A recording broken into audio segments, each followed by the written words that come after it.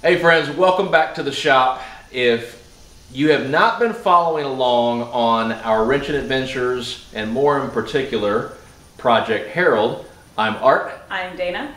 And we're continuing on Project Harold's work. As we mentioned in our last episode, this one is going to be focused on removing the brake booster and brake master cylinder, replacing it with a new full set. We're going to take off the valve covers so we can drop them off and get them powder coated. And then we are going to replace the windshield washer hoses that we've discovered were either missing or painted over and started to become a little bit brittle. So as we go through these things, if there's areas for us to replace with something better or upgrade, we're going to end up doing that. So within reason. Yeah, within reason. We're not going to go crazy with this one. But in the effort to keep us from taking things off later, because we just didn't want to put the new part on, i.e. the windshield wiper hoses, then or windshield washer hoses, then we're going to go ahead and do it. So follow along on this one. Dana's going to start on the valve covers while I work on removing the pieces for the push rod on the brake booster underneath the dash. Yay! She gets the easy part. I do. All right, here we go.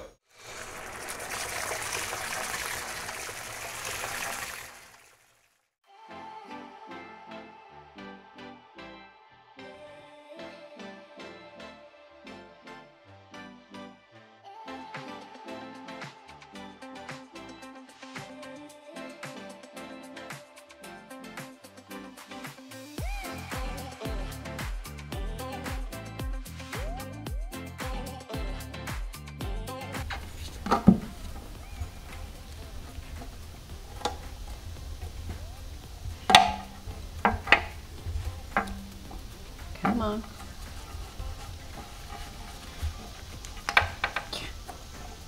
Come on. There we go.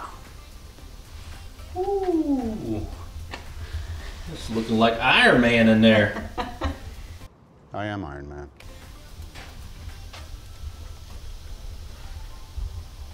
Damn, that's pretty.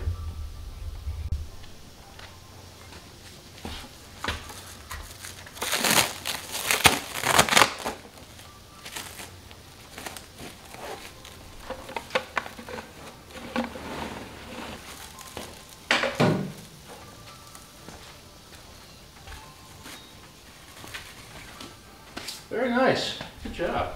Thank you, dear. All right, for taking off the booster, what we end up having to do is going to take this plate off. That was actually up underneath the dash, up under here. So we got to take off the cotter pin there, so that way we can pull the booster through the firewall. All right, now we got the underneath disconnected. We'll have fun without here.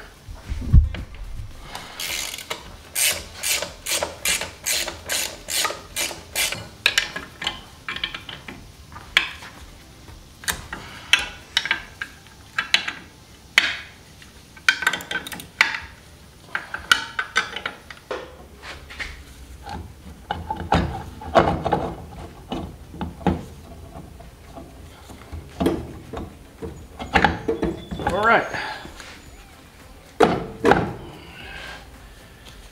Master cylinder is out of the way for now. Okay.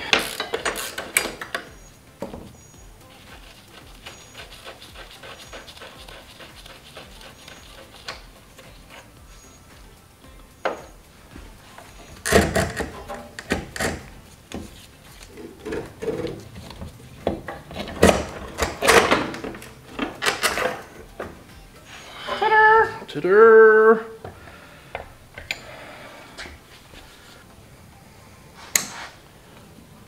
Bam. There we go.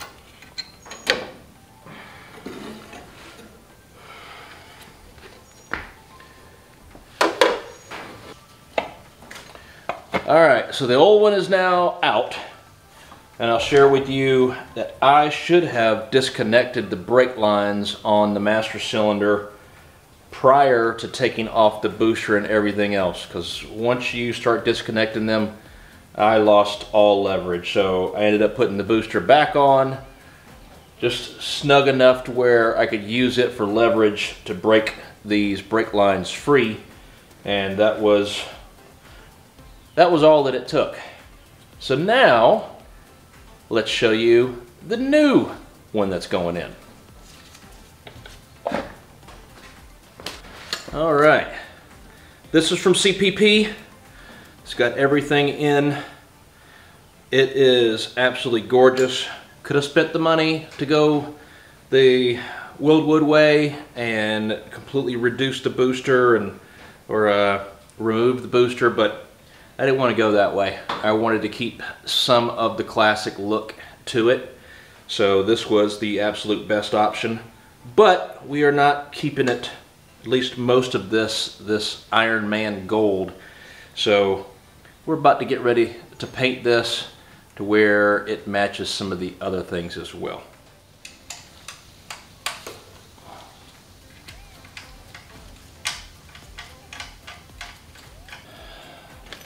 I'm learning I need to make sure that I put all of this in labeled bags as soon as I take it out on things, which as many things as we're taking apart.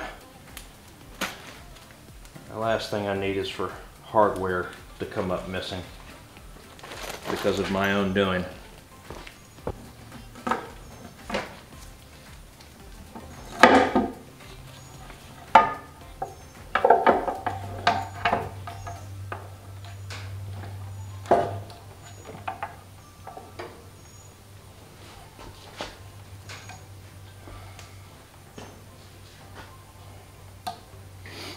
Shiny inside and out.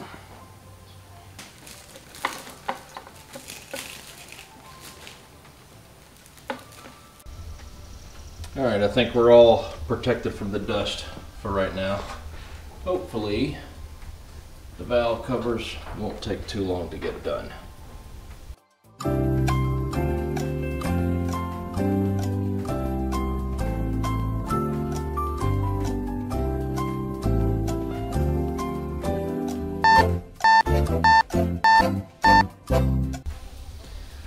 Folks, I know I haven't shown a whole lot of the WRX and the powder coating that I've had done to that vehicle, but these are the things that make me super excited. Just a color that pops on everything else, not too wild, but just draws your attention to it. And we've got our valve covers back from Commander Coatings here in Batavia, and could not be any more happier with them. The color that we went with is exactly the way that I envisioned it. This is Super Root Beer by Prismatic, and it just looks so damn good. It is going to pop in the sun, and our wheels are going to be done in the exact same color. So, man, such a difference it makes, just a little bit of color. Alright, brake booster master cylinder is all installed, set up underneath the dash. Did hook up the push rod, so that's all back in place. Now to go ahead and do the bench bleeding. Bench bleeding kit has been included with this, thankfully, so we've got it set up. Now we'll go ahead and add the fluid, and hopefully this won't take too many times to get the air out of the system before we move on to bleeding each wheel. Say when to pump and I'll pump.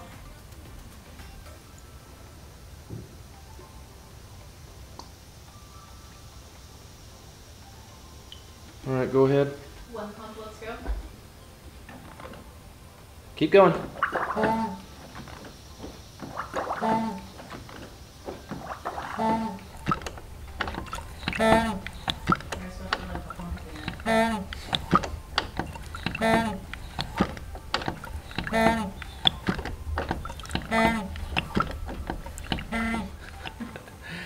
Well, this draws the end of this episode. Brakes are done, brakes are bled, Now I can see why the brakes sucked so bad. Not only was the booster definitely bad, as we could tell from the back, but the brake fluid when we bled each wheel was literally brown coming out. So it was pretty nasty. Yeah, ew. This is your friendly reminder, everyone. Flush your brakes. Especially after 50 years. Yeah. I have no idea if they were ever flushed, but they needed to be flushed bad. And unfortunately, we had to run to the parts store to get a fuel line, a clear plastic fuel line, because your typical bleeder kit's hose are too small. The nipples on these for the draining, just too big. Yeah, it's not good when you got big nipples. All sorts of jokes buried in there. I don't even know where to start. I don't know if it's the hose or the size. Nipples. Nipples. But everything was working great. So thanks for following along. We certainly appreciate it. Until next episode, take care, stay safe. We'll see you then. Bye.